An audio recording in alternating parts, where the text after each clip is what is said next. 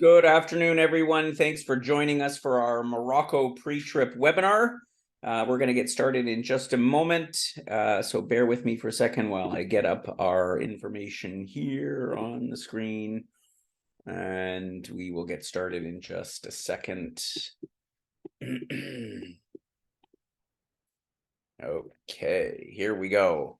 Okay, so it's noon, and I see we've got quite a number of members on board. Thank you for joining me today. So the topic of our webinar today, obviously, this is the pre-trip webinar for both of our trips happening this November. And so just over 3 weeks' time for those of you arriving in Morocco on the 1st of November, and a couple of weeks after that for those of you going on our trip in the second half of November. So we will get started.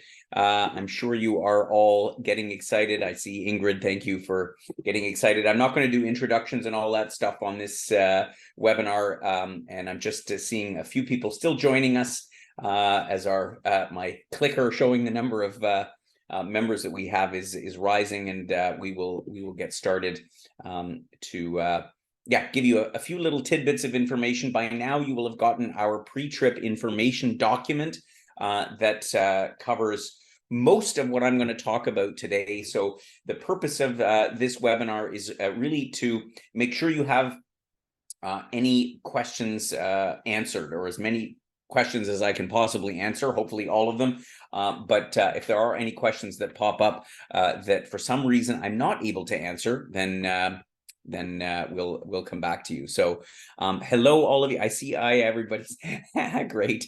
Thanks. Hi, Gwen from Winnipeg, and hi, Lee in Ottawa, and Anna in Vancouver, and Ella in Kingston, and Ingrid in Prince Edward County.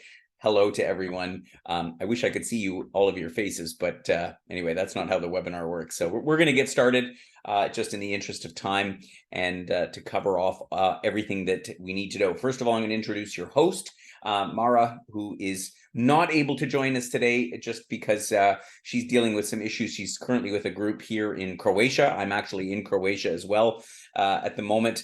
And then I'm going to talk a little bit about preparation for the trip, flying to and arriving in Casablanca, and I'm going to touch on the itinerary. I'm not going to go into the itinerary in any great detail unless anybody has any specific questions. It's all, again, attached to the pre-trip information document, so that if you have any questions about any aspects of that, and I'll address any questions that come up then. So first of all, your lovely host, Mara Isaacson from Australia. She's a wonderful lady. She's currently with a group of ours right now in Croatia, and is going to be heading shortly after this trip off to Morocco. You're going to have a great time. She has been hosting groups for many years, so she's an old hat at this, and really is very excited to be your host and the person who's going to sort of facilitate all of the logistics around your trip around Morocco. We, of course, have local guides. They're the ones that are going to give you all of the historical information, all of the cultural information, all of the do's and don'ts and guidelines. And so we're going to have various guides for you and all of our different stops around Morocco. But of course, any questions that concern your own logistics, or any questions about health, or any questions that you have at all, Mara is going to be your go-to person on the trip. So I'm really excited that you'll have the opportunity to spend those couple of weeks with Mara. And yes, hello to everyone else that's just joined us. Good afternoon. We've just gotten started. You haven't missed anything important yet. So pre-trip preparation, passport and documents. I don't have a lot to say here other than make sure you know where your passport is. And so I say this every time. I know I sound like a broken record maybe, but I know I'm one of those people. I keep my passport in one particular place, and then but sometimes we like to move it around in advance of the trip. I recommend leaving it where it is, and not moving it around. Double check, of course, that it's still valid. It needs to be valid for at least 6 months after the return date from Morocco. Probably Paula and Barb or Aura, our trip specialist team, will have looked at that and sort of alerted you if they thought the expiry date was coming up, but it's always a good idea to check. I also recommend that you, at the very least, use your phone, take a copy of your passport information page, take a picture of your e-ticket for the airline, or print it out if you feel more comfortable having printed documentation with you, and basically any information that's important. You keep a copy on your phone, or make a photocopy, or scan it, or whatever you decide to do. Just a good idea, just in case. I mean, nothing is going to happen, but God forbid anything should happen. If you have a copy of these things on your phone, it's easier to email it, or to to be able to show it, or to print it, or anything else like that. So, of course, at the moment, well, and we don't anticipate any COVID restrictions as it relates to entering Morocco, so there's nothing to be done there. In fact, you don't really even need to take any vaccination documentation with you. That being said, I take everything everywhere all the time because it's stored on my phone electronically, so it's no big deal to have it there. But as I say, at the moment, and hopefully we'll never have to go back to those days. So yeah, nothing else to report on as far as documentation is concerned. Let's talk about what to pack. Of course, there's always a big question, what should I pack for a trip like this? I always say lighter is better. This trip is more than 2 weeks in duration, so it's you think, oh, how am I going to bring enough stuff for this? I think if you can manage carry on, and I know some of our members are master travelers as it relates to luggage, and so they can deal with a carry-on for the whole trip. I think it's possible for a trip like this. The weather should generally be mild to warm. So when I say mild to warm, particularly when you get into the desert at night, it's cold, or quite cool, so it could drop down to 10 degrees, potentially even lower. So you definitely will need a light jacket, or a light sweater, or a sweatshirt or something of that nature. But for the most part, we should anticipate temperatures that are sort of in the higher teens and even low 20s. And so, in the day or two before you leave, you might want to double check the forecast to see if there's if any major swings in the weather could be anticipated. As I was just saying on an earlier webinar, I'm here in Croatia in October, which is normally in sort of the high teens and low 20s, and it was 30 degrees over the weekend. So, we're all sweating here. But it could, of course, go the other way. Obviously, casual is the order of the day, because there's nothing formal on this trip. Comfort trumps fashion, if you will. So wear comfortable clothes. Of course, as you know, Morocco is an Islamic country. We will be visiting mosques along the way. So what's particularly important, particularly for women, is you do on those days, or which let's say it's every day that we're going to be visiting a mosque, but there is a possibility, or you may want to sort of pop inside, or any other religious site for that matter. Women do need to have their shoulders covered. For men, the dress is not as important, but it's not really shorts time of the year anyway, so I don't anticipate anybody's going to be wearing short shorts. But it's a good idea to have something that sort of covers the knees. Again, more so for women, who tend to get the shorter end of the stick as it relates to Islamic religious sites, whereas men, it's a little bit more lenient.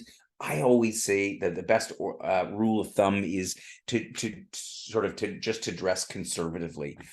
Generally speaking, our members do that anyway, so it's not so much of an issue. Mosques as well will require that women cover their heads.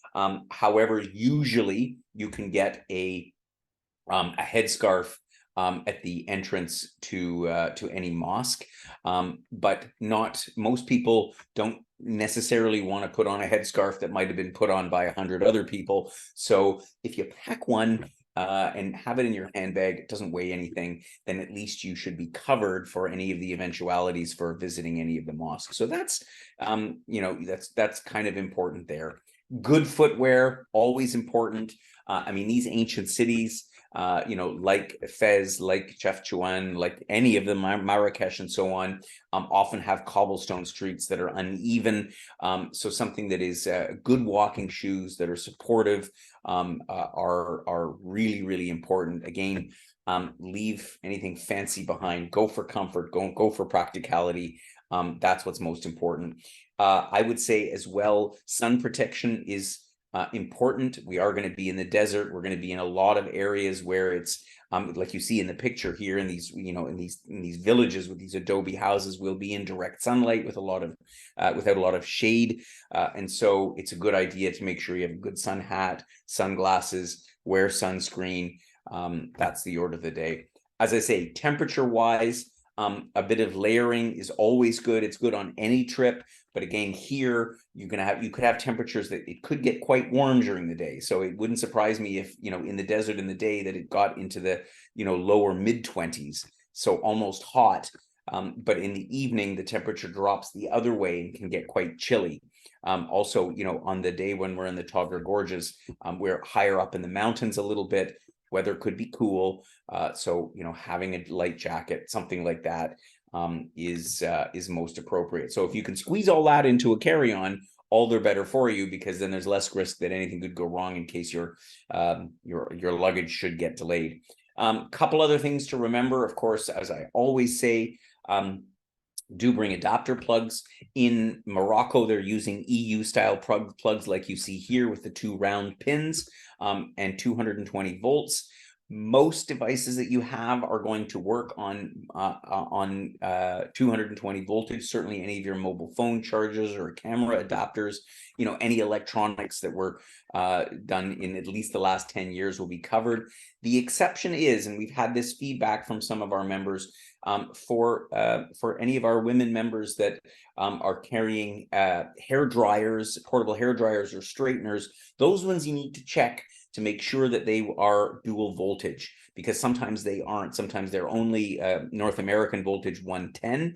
If that's the case and you want to bring that, then you would need to get a voltage converter, which is a heavier little sort of square box thing that plugs in and actually changes the voltage for 220 to 110. But that's only if you have certain devices that don't have dual voltages. The vast majority of electronics these days, or electrical appliances, will do. So if you have any doubt, check the label. If you have any serious doubt, leave it behind. Make sure that you take any medications, prescriptions, and so on in your hand luggage. Please don't put it in your checked luggage. Again, God forbid anything should go wrong. And make a copy as well, as I was talking about your passport and air tickets. Take a picture of your phone of your prescription, or make a copy of it. Keep it somewhere else, even separate. Again, for some reason you should lose it, run out, whatever happens, then it's a lot easier if we have a copy of that prescription. Then I've been in the situation before with members where they lost their prescription medication, and then trying to get the prescription replaced from home it's a nightmare. We just would rather not have. A little tidbit that I like to take Ziploc bags. And I can put my, my wallet, I can put my phone in it, I can put anything I need during the day. In case we should have some rain. You can get rain in Morocco in November, particularly up in the mountains. It can rain sometimes. So, it's a good way to keep things that must stay dry.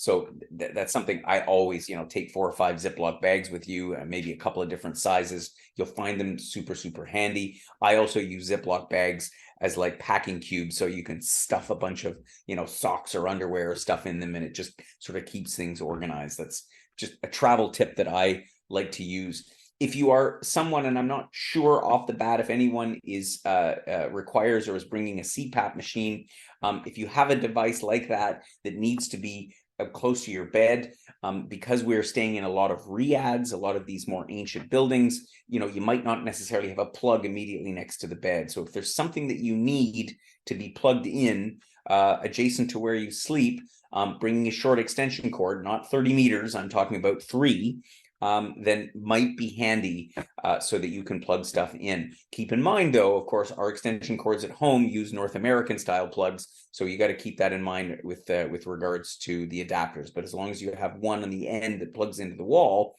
you should be good for your appliances on the other side. Finally, a mobile phone, and I'll get to that in a second when I talk about Telegram.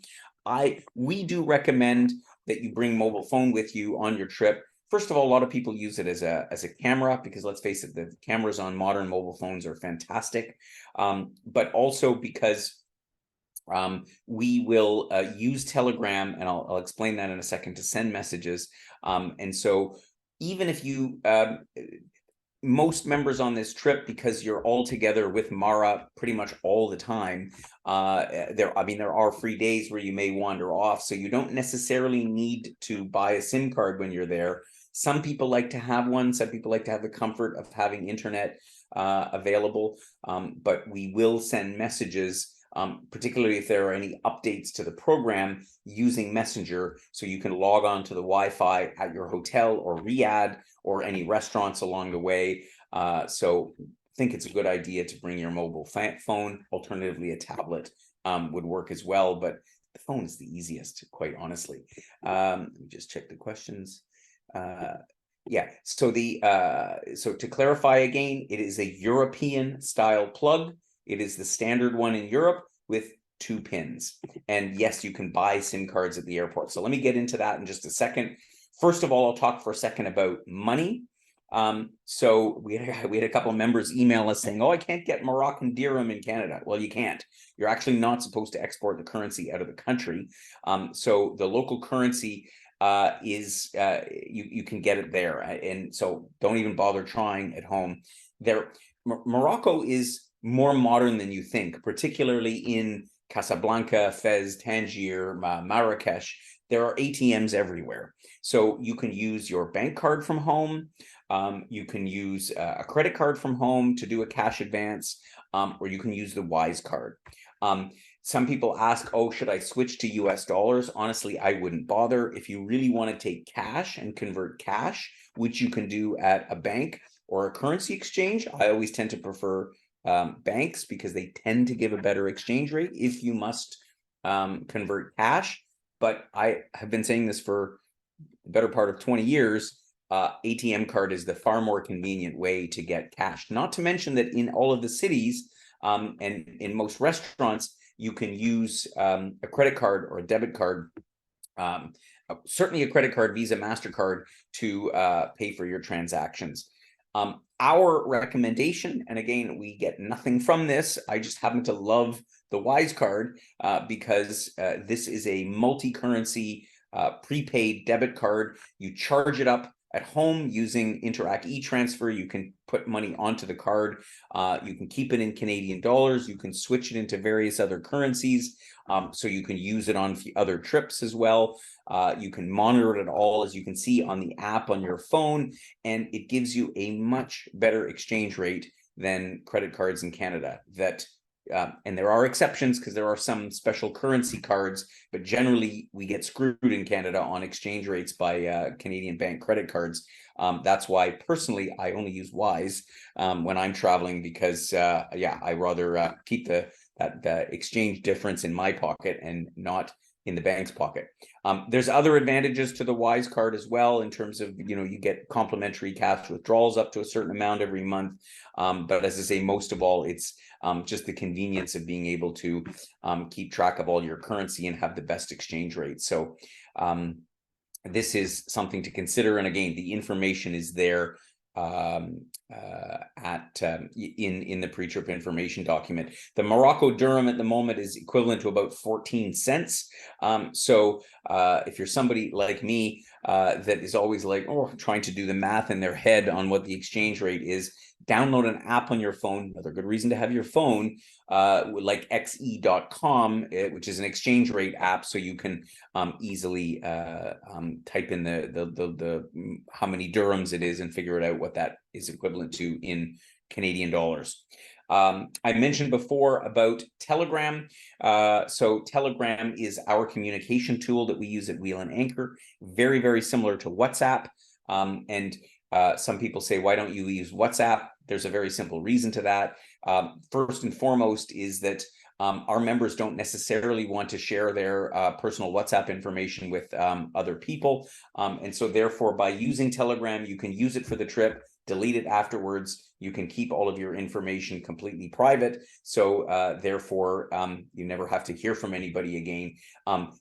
There are many other benefits that I'm not going to go on and on about. It's a more secure app. We're able to use other functionality in terms of sending out polls and sending out channel messages. And so there's other benefits why we prefer to use Telegram. That is our messaging tool at Wheel and Anchor. There's information in the pre-trip information document. Please set it up before the trip. So download the app, log in, because it's easier when you still have your Canadian SIM card inside, even if you can keep your Canadian SIM card inside. If you have any trouble with that, please ask a friend or a family member, preferably somebody of the next generation down, and they'll be able to figure it out. For anybody that is relatively technologically versatile, it is super, super easy to use.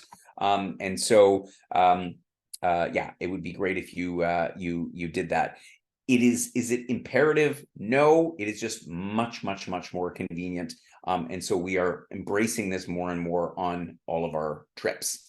And so a word about SIM cards while I'm at it. As I say, yes, you can buy SIM cards when you arrive in Casablanca. You can buy it at the airport, or the hotel will direct you to a place nearby where you can buy it there as well. So SIM cards are relatively available to get. And it's certainly a lot more if you do want to have internet while on the trip. And in most places, other than when we're traveling out sort of in between Fez and Chefchaouen, when we're high up in the middle of nowhere in the mountains, you may not get a mobile signal, but for the most part, there is mobile connectivity in Morocco is at least as good or better than in Canada in the major cities. And so a SIM card will enable you to be online and not have to worry about it. And you can, as I say, you can buy that locally. I see a few more questions have come in about that. Yeah, question about currency with euros. You can use euros as well. You can convert pretty much any major currency at a bank or an exchange office. And you can use the Wise card to convert to whatever currency. So let's talk about health protocols for a second. Just two things that I wanted to mention here. First of all, our trips are generally non-smoking, which only means that if you are somebody that likes to smoke from time to time, just when you are together with the group, we ask that you not smoke in and around other group members, just for sort of the benefit of anybody else. Of course, on your own time, in designated places in the hotel. People in Morocco do smoke. And I know that traveling a lot with Canadians all around the world, we're sometimes not used to the fact that in other countries, people still smoke a lot more than they do at home. So just be prepared for that. If you're sitting in a restaurant outside in Marrakesh somewhere, people might light up nasty smelling cigarettes at the table next to you. It can happen. It will happen. I'm just letting you know. But we ask our members, in the context of our group organized stuff, if you could refrain from smoking, everybody would appreciate it greatly. The only other thing that I want to say is, if you experience any symptoms at all, so if you feel like you're catching a cold, or if a cough comes up or whatever, first of all, please inform Mara, just so that she's aware of what's going on. And we ask you, if you have symptoms, please, please, please wear a mask, even if it's an allergic reaction, if it's this, if it's that. But we do still live in the aftermath of the COVID era. And so just people tend to feel uncomfortable when other people are around who are symptomatic with whatever it may be. So take that extra mask that you still have left over from COVID, stick it in your bag. And we do kindly ask that, if you're experiencing symptoms, please do wear a mask. Good. So you are going to arrive in Casablanca, where you're going to be met by our local transfer company and picked up and brought down to the hotel, the Diamond Suites. And so when you arrive, well, first of all, before you leave, please pay attention to your email, where if the airline is going to be delayed, if there's a problem, typically I find most airlines, certainly Air Canada, Lufthansa, and so on, are quite good about sending a message if there is a delay that they're aware of before departure. And so, yeah, keep an eye out for that.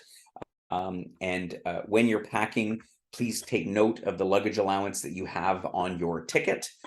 So for most people, you'll probably have one bag up to 23 kilograms included, but double check that depending on the airline that you're flying, what's included, what's allowed. Leave some space aside. I have a feeling you might pick something up in the souks that we visit along the way in Morocco. Make sure you get to the airport early. Oh, I was going to say about jet lag. Morocco, of course, is 5 hours difference from Eastern Standard Time.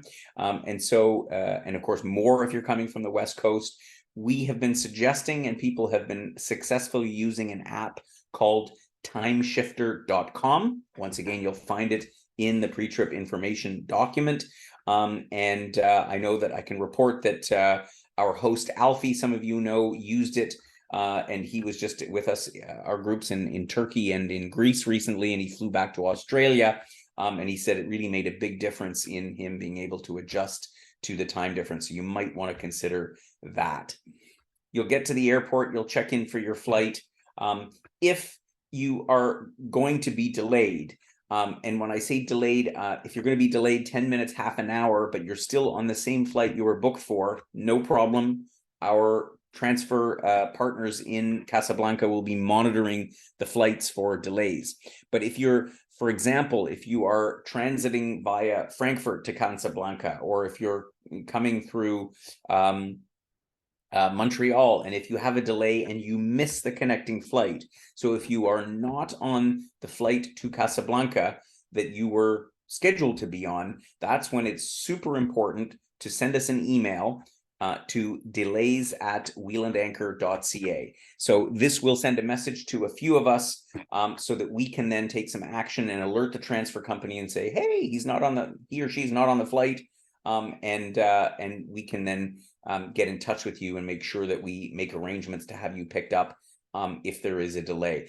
Please, if you're only delayed by 20 minutes or half an hour and you're still on the same flight, you don't need to let us know. We will know, because we obviously monitor the flight that you're scheduled to arrive in on. And when you're flying, fly comfortable. It's not a fashion show either. I mean, who cares? It's an overnight flight, so you want to be comfortable. And drink lots of water. Less wine, more water. It's the best way to fly. It's also better for jet lag. When you arrive in Casablanca, you're going to be met by somebody that's going to have a sign that's going to have either the Wheel and Anchor logo or your name, or both. We asked them to have a sign with both. And despite all of our extensive efforts to make sure that they do both, sometimes it's either your name or the Wheel and Anchor logo. When you come out into the arrivals hall after you've collected your baggage, please be patient. If you don't see the driver right away, there can be sometimes a sea of drivers that are carrying signs. So you may have to look carefully through all the signs. They might not be right there. They might be, 30 or 40 feet further. So just look around for a few minutes. Don't panic. Give it 5 or 10 minutes to see if you can find your driver. In 99% of cases, we have no problem with our members being picked up, but there is a contact number there on your transfer voucher that will give you the phone number of the transfer company, as well as a reminder of our email address. So if you get into a panic, and you can also send a telegram message to Mara if she has not already reached out, and she's just in the middle of a trip in Croatia. So if she hasn't reached out, or if you haven't reached out to her, the information is in the pre-trip information. Check for that, drop her a note, and as soon as possible, she'll acknowledge your message back. So so you'll arrive into Casablanca. The trip will get started, of course, and again, I'm not going to go through this in great detail. We'll start with the night in Casablanca. More if you booked an extra pre-night. We're going to go up overland to Tangier, up on the Strait of Gibraltar, where we're going to spend a couple of days down via Chefchaouen in the Rif Mountains down to Fez. We're going to head then down again over the eastern part of the Atlas Mountains into the Sahara Desert. This is going to be the amazing 2 nights in the desert in a luxury camp. And then via the eastern side of the Atlas Mountains, the Todra Gorges, via Bulmanidades with the incredible adobe villages, before making our way to Marrakesh for the final bit of the tour, and then ending up back in Casablanca. So your trip in Casablanca, as I say, Casablanca is primarily a stop to gather the whole group. We're going to see some of the highlights, like the incredible mosque that they have there. But we're basically going to, after a tour of Casablanca and the Hassan II Mosque, we're going to head up to Tangier. As you know, other than in Casablanca, for the most part, we're staying in riads. I think you're going to really enjoy this style of accommodation because this is the traditional accommodation, particularly for the nobility in Morocco. So now, one thing to note about riads is you're not staying in a Hilton or a Sheraton. So not every room is exactly the same.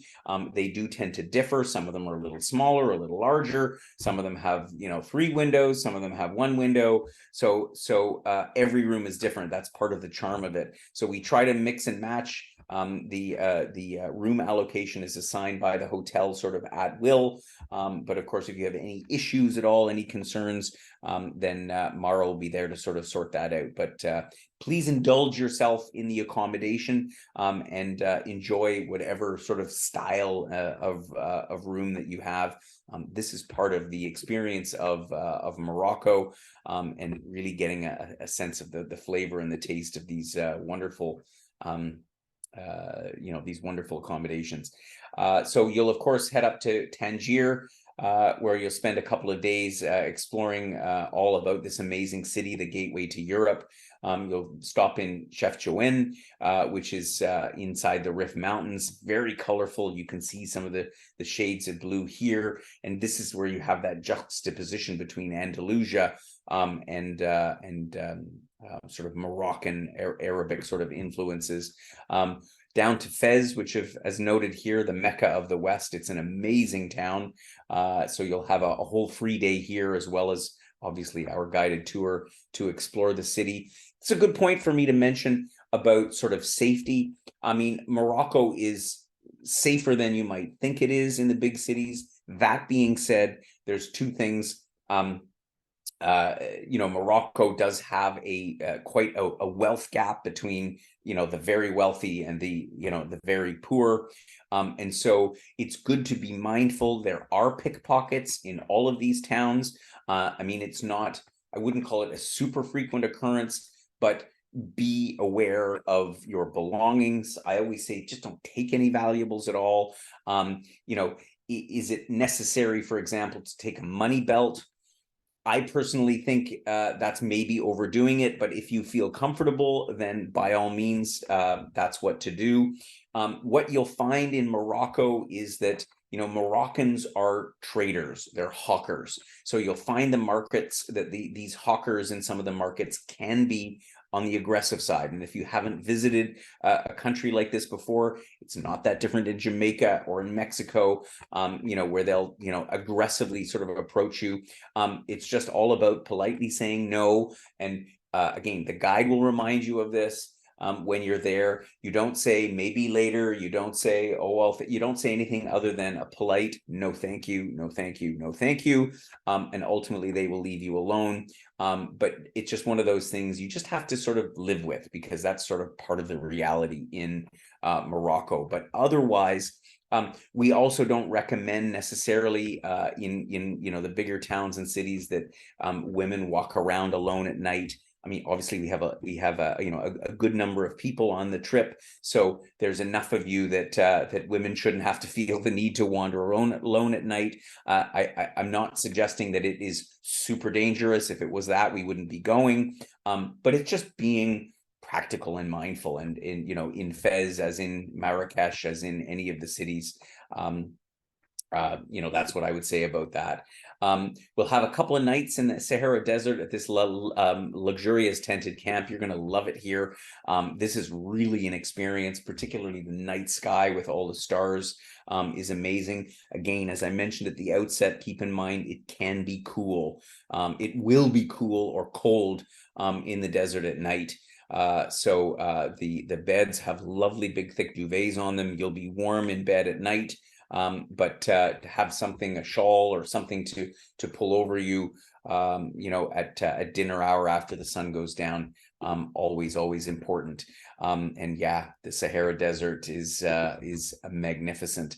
We're going to be heading up through the Atlas Mountains, as we mentioned as well. We are further north in the Atlas Mountains than the area that was affected by the earthquake. I'm sure I'm going to get questions about that. So while they had some tremors in the extended area around, there is minimal impact on any of these towns and villages that we're going to be passing through in this part of the Atlas Mountains. And of course at Eight Penhadu we'll have this amazing kasbah, this adobe fortress that you see here. You're going to see some incredible sights as we make our way around the country. And of course we'll end up in Marrakesh, one of my favorite cities, where we'll spend the last 4 nights at a wonderful riad, 2 riads actually, which are quite close by, because riads are not that big. That's why we are in 2 separate ones, but they are fairly close to one another.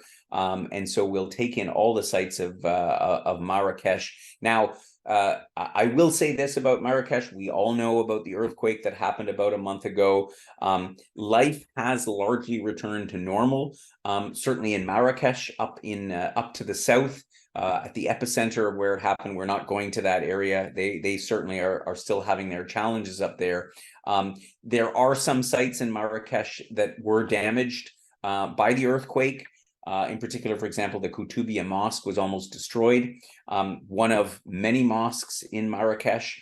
So we will be seeing most of the sites that we had intended to see. So there isn't much change to the itinerary, but they have taken great pains to cordon off the areas where they are still doing assessments as to the state of repair. But we were speaking to our colleagues in Marrakesh as recently as day before yesterday, and they've said that tourism has pretty much returned to how it was prior to the earthquake. There is still work going on, but obviously they're very cognizant of people's concerns. And so we'll be avoiding any areas where any buildings that may still be under investigation and so on. But I think that if anything else, it'll be interesting to see, the impact that it has had on parts of Marrakesh. But as I say, for the most part, you'll be able to enjoy the souks and the many other wonderful spots. This is an amazing city. I really love Marrakesh, and I'm sure that you will as well. So okay, so I'm going to attempt to take all of the questions here. Okay, so let me just see. How much money do you suggest loading the Wise card with? So you can load it up with whatever you want, because you can always take it out as well at the end. And you can always add more if you have like Interac e-transfer as you go. So it really depends on your own sort of habits and so on. We have a lot of meals included in the program, but again, it's like shopping in the souks and so on, which you probably are wiser to have cash for. So if you had a few $100s, that's probably sufficient. If you then need more, as long as you have access to your bank account online, you can charge up the Wise card quite easily. Also with a Visa card, you can charge up the Wise card. But you do need to have your banking information so you can access online banking. That being said, if you are a traveler, which most of us are, and you're going on other trips in the future, you could put $1,000 on, and if you don't use it, it's not going anywhere. It stays there forever. It's basically a bank account. We had a question here about the highest altitude that we will be at. I do not know the exact altitude of the highest altitude we're going. It is not super high. We're not exceeding 3,000 meters, which is roughly 10,000 feet, which is the altitude at which some people start to feel the effects of lack of oxygen when you get above that. We're not going above that. So if you are somebody that has a concern, even at lower altitudes than that, please do let us know. I'm not sure the exact highest altitude, but it is less than 3,000 meters. Otherwise, we would have made a special point of mentioning it. So if you need to know the specific number, please drop an email to Paula or Barb, whichever specialist you are dealing with, and and we'll check it out and find out what the exact number is, because I'm not sure what it is off the top of my head. We put, when you arrive and find a person with a name on the sign, it could be a fake copy. Okay, it's a good point that that Julie mentioned, one of our members. Yeah, it's a good point. You can certainly ask them questions. So if you have any doubts about the person on that is picking you up, you can ask them which hotel you're going to. You can ask them some questions if you think they look suspicious. But of course, keep in mind that people may very well be dressed up in sort of Islamic wear. A lot of the people sort of dress up in a similar sort of fashion, and we've not had the problem with that before. But by all means, certainly use your common sense if you have any sense that something might not be awry. Any suggestions for sightseeing on those? I can't give specific advice for sightseeing for those who are arriving earlier. I would suggest if you do some Google on things to see in Casablanca, and you can get a few ideas outside of what we're going to be seeing, which is sort of some highlights of Casablanca, but perhaps there's some other things that cater to your particular interests. How many people are on the trip? We have, I believe, 17 and 18 on each respective trip. I'll have to double check the number on that because I'm not, but we have around 17 people on, 17 to 18 on each of the two trips. Let's see what other questions that we have in here. Are there any vaccinations needed for Morocco other than COVID? No, there are. Well, here's the thing on vaccinations. There are no required by law vaccinations that you need for Morocco. As with many countries around the world, there are suggested ones. We cannot give advice on what you may require because every person is different, and we are actually precluded from giving any advice on that.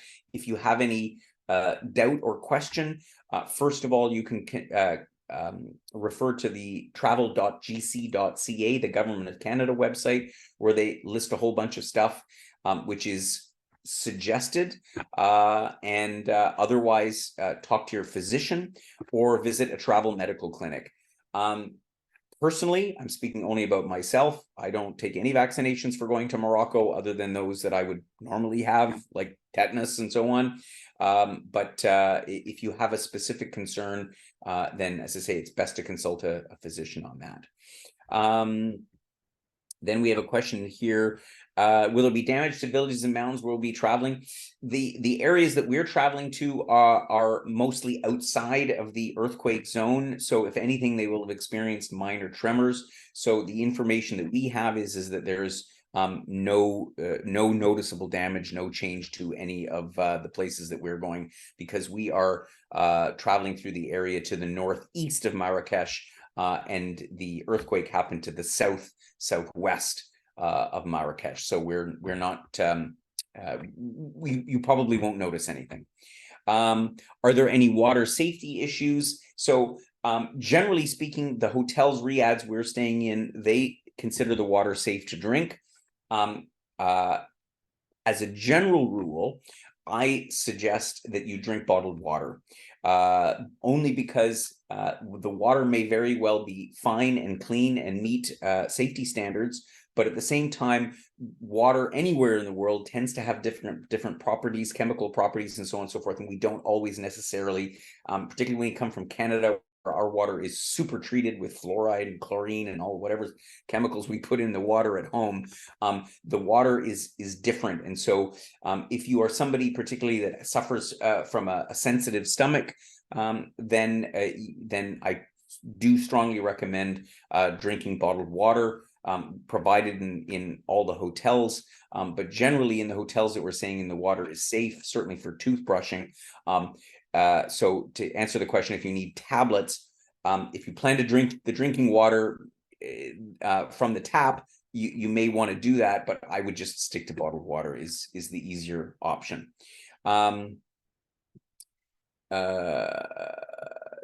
Will there be a no camel tour option in the desert? Yeah, to the extent that there's camel riding available, it's completely optional. We're not forcing anybody to do anything that they don't want to do. Yes, there are amenities in the accommodations like shampoo and soap, so that's not a problem. You don't need to bring any of that with you. Yes, you can find hair dryers in, I think most of the riads have everything. Again, we're staying in the higher end of accommodation, but we'll double check that. And to the extent that there's any place that does not have hair dryers, we'll send a note out to everybody to let you know. As far as tipping, thank you for bringing that up, Jean. Gratuities for all of the services that we provide, you've already covered the gratuities. So we factor in a tip for the drivers, for porters, for our guides, for restaurants, any services that are part of the Wheel and Anchor program. The gratuities are covered, and we tip average to slightly above average, so there is no need to bring any money for tipping. The only exceptions to that would be, for example, because we're not there, your driver from the airport to the hotel, there's no tip required. If you feel like dropping them a couple of dollars, then obviously that's welcomed, not necessary. And otherwise, to the extent that you're eating in restaurants outside, that are outside the course of the program, basically the tipping is similar to what you find in most parts of Europe. It's you round up to the nearest sort of $10 amount or $5 amount. So it's more of a symbolic tip, 5 to 10%. We don't tip like we tip in North America. Good. I think I actually got all the questions. Are there any other questions that I have not seen or addressed? I don't think so. I think I've got most. But if you do still have a question, we're here for you. Drop us a note, and Paula or Barb, again, will be able to answer the question. And if for some reason they can't, it will come back to myself or one of my team, and we'll make sure we get the answer for you. I'm excited for you. You're going to have a marvelous time in Morocco. Yeah, have no fear. It's as I say, the earthquake is not a factor anymore, or I shouldn't say it's not a factor. It's a minimal factor. I will mention one thing, a question that came in by email about if there's anything that you can bring as far as sort of aid for the earthquake victims and so on and so forth. The information that we're getting is if you want to make a donation, that is the most meaningful contribution you could make to relief efforts in the country, because the challenge with clothes or medication and all the rest of it, it's always about logistics. How do you get the thing that somebody might need from you to that person or that place? That's really the biggest challenge. And so if you do feel like making a contribution, and the opportunity may exist along the way, I will also say, please keep in mind that you will encounter, or you may very well encounter, people who are taking advantage of the situation and saying, oh, I'm an earthquake victim, and begging for money. This is not uncommon, even if there wasn't an earthquake. So look to your local guide. They will absolutely sort of let you know what's appropriate to do and what not. And so don't just because somebody comes up and says, oh, I'm collecting money for my family who was buried in an earthquake. That may very well be true, but verify that information through your host before you go handing out any cash to anybody, is my advice. Thank you so much for a question here about, will Mara take us to the ATM at the airport? Absolutely. We'll make sure you get to an ATM when you arrive. Have no fear. And if it's not right at the airport, it'll be near the hotel. We'll make sure that you have cash on you soon after your arrival. Don't you worry. So have a blast with Mara. Let us know if you have any questions. I can't wait to hear your feedback. You're going to have a marvelous time. I'm excited for you. I wish I was going myself. I love Morocco. It's a great country. You're going to have a great trip. So enjoy it all, and we'll see you all again very, very soon.